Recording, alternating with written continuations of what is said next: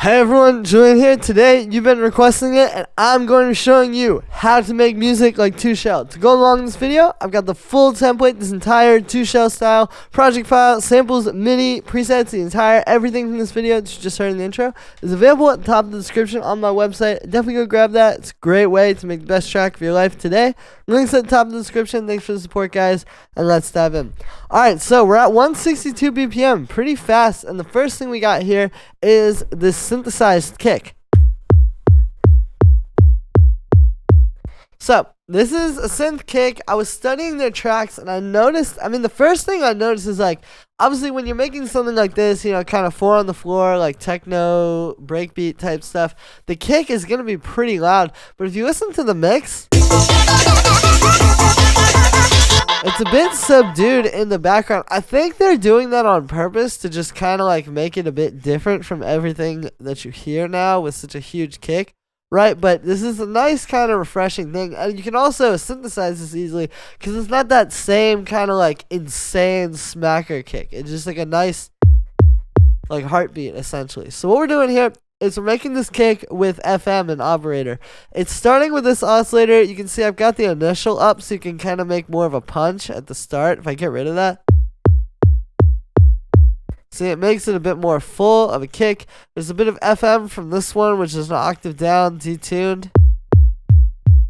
So you can hear that adds like the attack, and then a little bit of click from that one. As you can hear, we've got a low pass filter on here with an envelope and then the pitch envelope. And the secret to synthesizing a kick is you need the 2-tier pitch envelope. You need this up here and then you need this down here. And this is why operator's so perfect for this.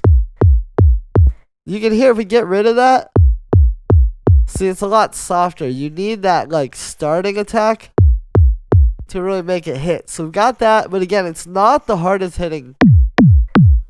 You could turn it up harder if you want it to smack more, but yeah. Then we're actually cutting a lot of sub out of this because I noticed there's not that much low in their kicks. Converting it to mono, and then we got the bass.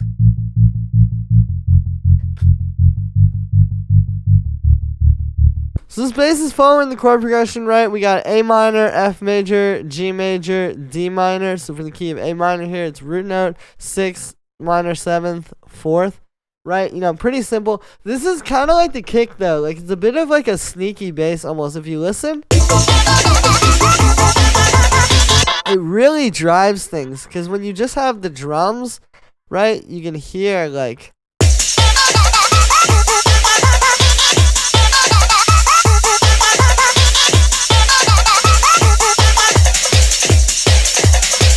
You know, obviously it's driving, but then this dun dun dun dun low end. That's what really makes the groove, but then in the whole mix, it's pretty quiet. Again, I was really trying to get this like you hear in home where, like, yeah, that bass and kick are very important, but then they're also very quiet. It's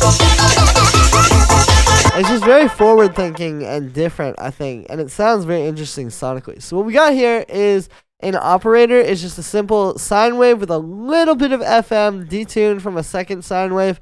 I think if you just use a sine wave on its own, it's a bit too deep. You want this to have a bit more of that low mid-range.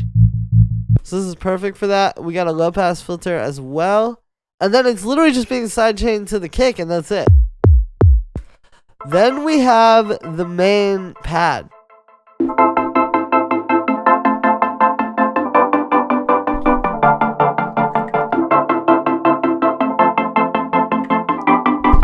Playing that chord progression I just showed you with the bass, but these are the full chords, so you can see it's the same bass notes, right?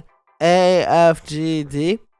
And then we have up here, we have the minor third, and then the 5th. And then here it's a major third, and 5th, major third, and then minor again. So these are just basic minor and major triads of these chords, but I put the 3rd and the 5th, basically the 2nd and 3rd note in the chord, up an octave, so you kind of get a cooler flavor. And then we have these two different sounds doing very similar modulation but layered together to create this pad. So the first here is like this vocal choir, and we've got it going through a few effects to really give it that kind of flavor. So here's the original sound.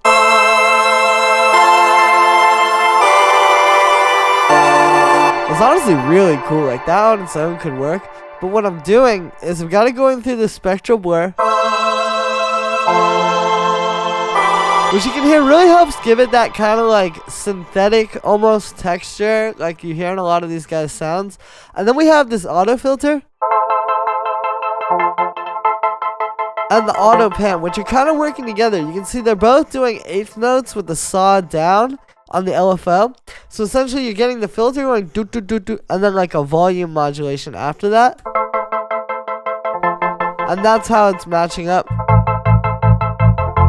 with the bass line and stuff, right? It's the whole track working together for that straight eighth groove.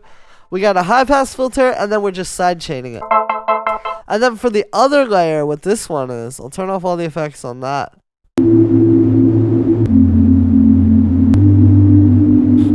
So this is literally just a sine wave with a ton of noise unison. We have that same low pass with an LFO, eighth notes, and then the same auto pan. And then a high pass filter. Very simple, but it just sits really well. It's also, you can tell it's an octave down from the other one. So they come together, and because they're going through that same modulation, they feel very similar, and it just kind of becomes one really cool sound. Then we have this lead.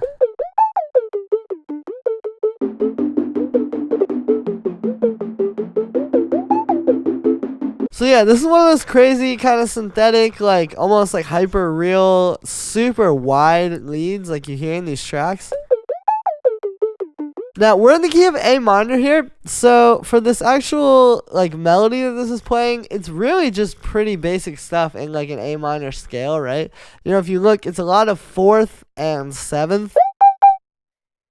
Like that's the root note, minor seventh, fourth, third, another root note, another seventh, sixth, and then another fourth, right? So it's like we're really just kind of using a few voices across different octaves to create, it's almost like, it's like using those notes, but it's about like the energy it adds, like, because you have this pad and the bass going, but then you add this thing just kind of chaotic over top, and it's super wide so you can really hear it.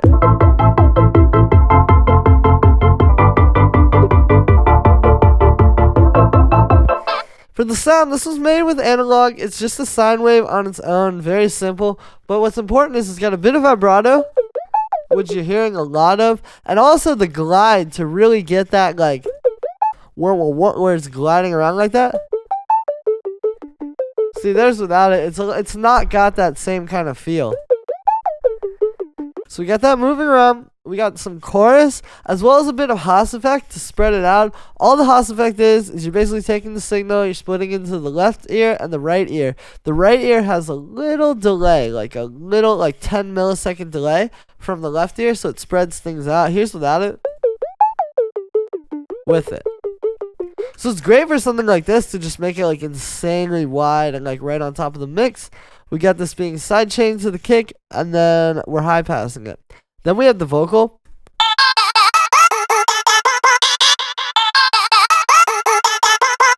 So yeah, again, I was trying to get those type of vocal chops that you hear. So there's a few things making this happen. For one, what you have to keep in mind is like this vocal chop is crazy, especially the one at home.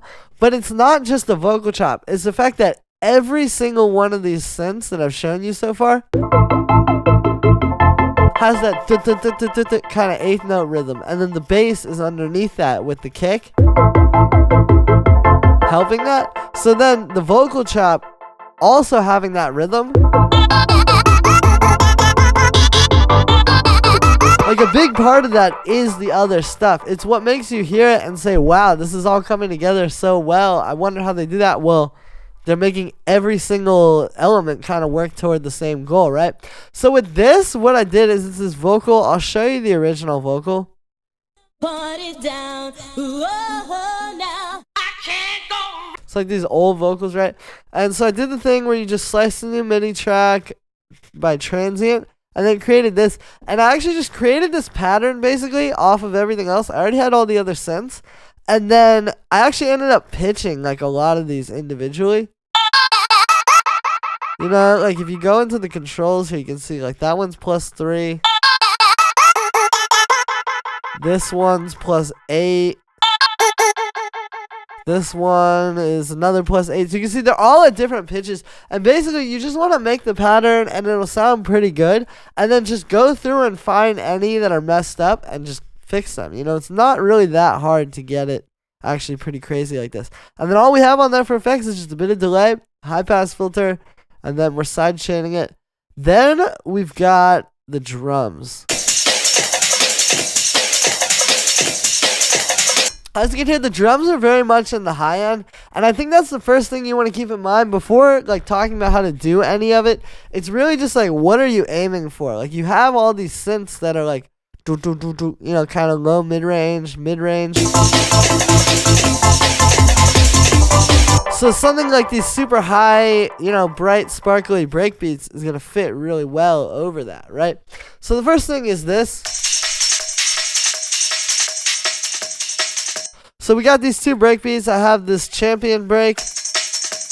I'm just looping a really short piece of it, and it's warped. It's going through some corpus and being high pass, so it's kind of giving it that like metallic, shiny sort of overtone. We've also got this one, which is just being high pass, and I got this like fake sidechain auto pan on it.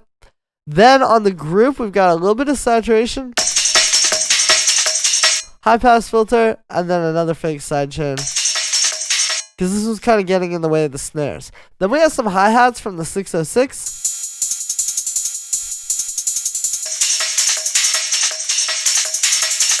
So you can hear with the breakbeats, that adds a lot of energy, because a lot of, like, all the energy in your track is in the high end. That's really where that comes from. It's like the hi-hats and stuff like that, and then the groove is in the low end, right? So to add this over top of that, kind of adding to what it's already doing, it's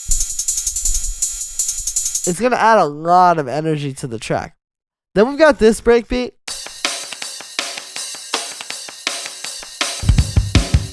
So this is actually like a live breakbeat. It has a really good snare. That's why I'm using it actually. And also good hi-hats. You can hear it sits really well on top of the kick. And then the final one is this one.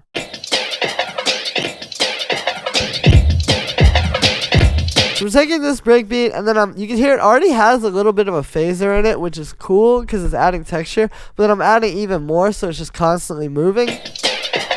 And then we have a high pass filter, and you can see that sits, like all the breakbeats kind of sit in different places, so they fit together really well and create one really big, powerful breakbeat.